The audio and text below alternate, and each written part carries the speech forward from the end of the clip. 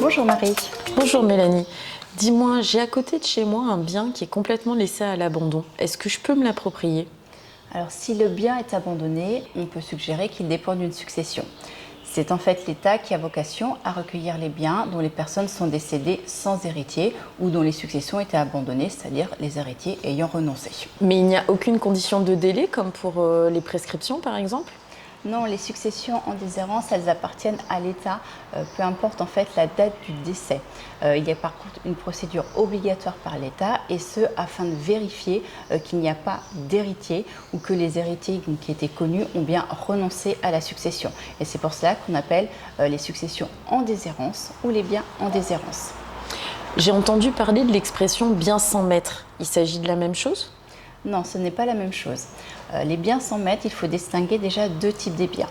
Il y a les biens qui dépendent d'une succession ouverte depuis plus de 30 ans et pour lesquels aucun successible ne s'est présenté. Et puis, il y a les biens dont les propriétaires sont absolument inconnus et dont les taxes foncières n'ont pas été réglées depuis plus de 3 ans. Et ils appartiennent à qui? En théorie, ils appartiennent donc à la commune, mais l'État peut aussi s'y approprier. Il y a une procédure spécifique? Ça dépend du type de bien en fait. Pour les biens issus d'une succession, là, pas de procédure spécifique. La commune, elle prend juste une délibération pour rentrer le bien dans son patrimoine. Par contre, pour tout ce qui est les biens dont les propriétaires ne sont pas connus à la date d'aujourd'hui, il y a 3 actes. Donc il y a un premier acte, en fait, un arrêté de la mairie qui constate que les conditions de bien sans maître sont réunies. Ensuite, il y a une délibération du conseil municipal qui doit être prise dans les 6 mois.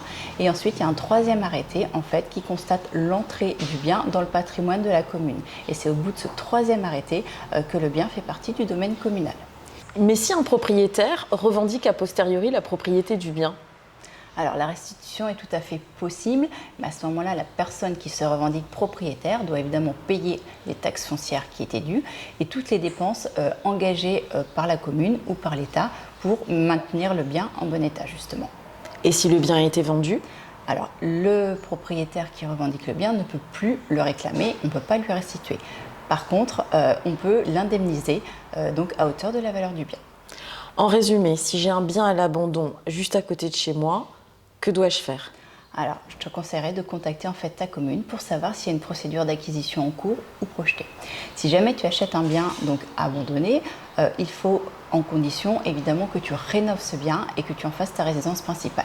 Si le bien il est passé dans le domaine de l'État, à ce moment-là, il faudra te rapprocher des services de l'État. Parfait, merci Mélanie. Je t'en prie Marie.